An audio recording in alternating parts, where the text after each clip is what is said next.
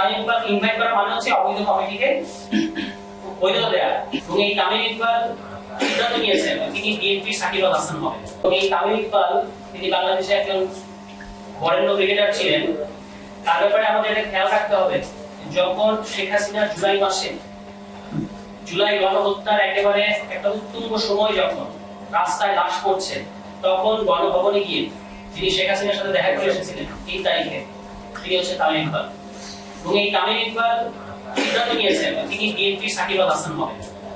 এখন তিনি এই যে বিএনপি যেভাবে তার, আপনারা জানেন যে ক্রীড়ামন্ত্রী, বাংলাদেশ সরকারের ক্রীড়ামন্ত্রীকে বর্তমান প্রধানমন্ত্রী, তিনি হচ্ছেন ক্রীড়ামন্ত্রী, এবং তিনি একজন তার মাইনায় বসিয়েছেন ক্রীড়া প্রতিমন্ত্রী জায়গায়, তিনি নির্বাচনে হেরেছেন আমিনুল ইসলাম সাহেব।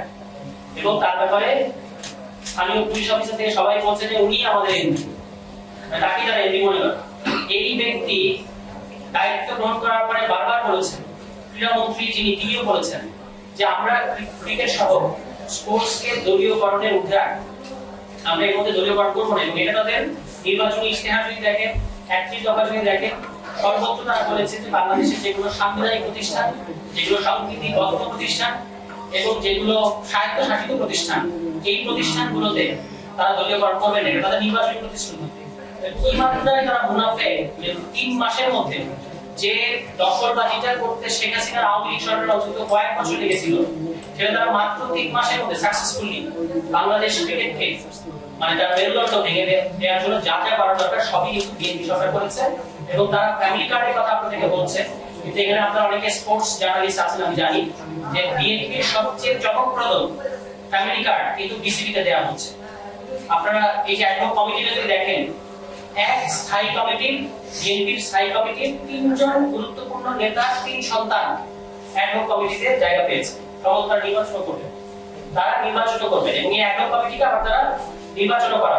তাহলে ফ্যামিলি কার্ড কিন্তু এখানে দেওয়া হচ্ছে। এবং যদি কাউন্সিলরের তালিকা দেখেন, বিভাগীয় পরিচালকদের তালিকা দেখেন, সমস্ত জায়গায় প্রতিমন্ত্রীর হয় ভাই, না হলে সন্তান, না হলে নাতি, না হলে এরকম, মানে অথবা বিএনপির সরাসরি পদধারী লোক, এমনকি সিটি কর্পোরেশনের প্রশাসক পর্যন্ত এখানে আছে। এর পাশাপাশি পলাতক আওয়ামী লীগের বিভিন্ন পর্যায়ের নেতাদেরকেও তারা এই পদগুলোতে জায়গা দিয়েছে। সব মশার বিরুদ্ধে সুরক্ষা দিতে এলো বসুন্ধরা এক্সট্রিম অ্যারোসল, মশার বিরুদ্ধে এক্সট্রিম সুরক্ষা। এরকম ফ্যামিলি কার্ড এবং দলীয় কার্ড এইভাবে ক্রিকেটার করে দেয়া কিন্তু বাংলাদেশ অতীত নজির নেই, এমনকি আওয়ামী লীগও এই পর্যায়ে পর্যন্ত যেতে পারেনি। এবং এই পুরো ঘটনাটাই ঘটছে দুটো শক্তির ইন্ধনে। বিএনপি এখানে আমরা সামনে দেখতে পাচ্ছি না, এই দুটো শক্তি হচ্ছে একদিকে পতিত আওয়ামী লীগ, যেটার কথা ইতিমধ্যে আসলো যে লন্ডনে গিয়ে পাপনের সাথে দেখা সাক্ষাৎ করে পুরো সেটআপটার সাথে কিন্তু তিনি জড়িত আছেন। এবং এর সাথে জয় শাহ, বিজেপির অমিত শাহ সন্তান, এবং এখন সম্ভবত আইসিসির প্রেসিডেন্ট, এই ভদ্রলোকের প্রচ্ছন্ন প্রশ্রয়ে বাংলাদেশের ক্রিকেটকে ধ্বংস করা হচ্ছে। অর্থাৎ বাংলাদেশের ক্রিকেটকে ধ্বংস করার পেছনে ইন্ডিয়া, আওয়ামী লীগ এবং বিএনপি একযোগে মিলেমিশে আমাদের যেটা গর্বের জায়গা, আমাদের কোটি কোটি তরুণদের যে ভালো লাগার যে জায়গাটা, সেই ক্রিকেটকে ধ্বংস করছে। এটা আমরা ন্যাক্কারজনক মনে করি। সম্প্রতি জয় শাহ প্রতিনিধি হয়ে এখানে 2 জন আইসিসি প্রতিনিধি এসেছিলেন, এটার ব্যাপারে মিথ্যাচার করা হয়েছে। বলা হয়েছে তারা নির্বাচন পর্যবেক্ষণ করতে এসেছেন। নির্বাচন পর্যবেক্ষণ করতে আসলে আপনারা এখন কোথায়? ওনারা তো চলে গেছেন বাংলাদেশ থেকে। ওনারা মূলত এসেছিলেন আমিনুল ইসলাম বুলবুলের যে ক্রিকেট বোর্ড, সেই ক্রিকেট বোর্ডের তারা যে অভিযোগগুলো করেছিল, সেই অভিযোগগুলো তদন্ত করবে।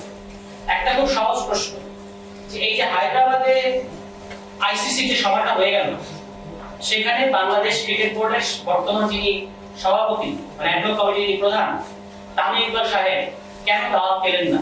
কারণ জয় সাহা যাতে মাথা হলো তাহলে ঠিক আছে, গোপনে গোপনে তিনি তামিম ইকবালকে সমর্থন দিলেও তিনি আইসিসির মতো জায়গায় বসে থেকে এই অবৈধ কমিটিকে কখনোই, মানে তামিম ইকবাল ইনভাইট করা মানে হচ্ছে অবৈধ কমিটিকে বৈধতা দেয়া, সেটা তিনি দেবেন না। এবং এই কারণে কিন্তু বাংলাদেশ ক্রিকেট বোর্ড খুবই লজ্জাজনক আমাদের দেশের জন্য যে বাংলাদেশ ক্রিকেট বোর্ডের কোনো প্রতিনিধি পাঠিয়েছেন তামিম ইকবাল সাহেব, তামিম ইকবাল বোর্ড প্রধান সেখানে যেতে পারেনি। তিনি বলেছেন আমি নির্বাচন নিয়ে ব্যস্ত। নির্বাচন তো আপনার করার কথা না, নির্বাচন তো করবে নির্বাচন কমিশন।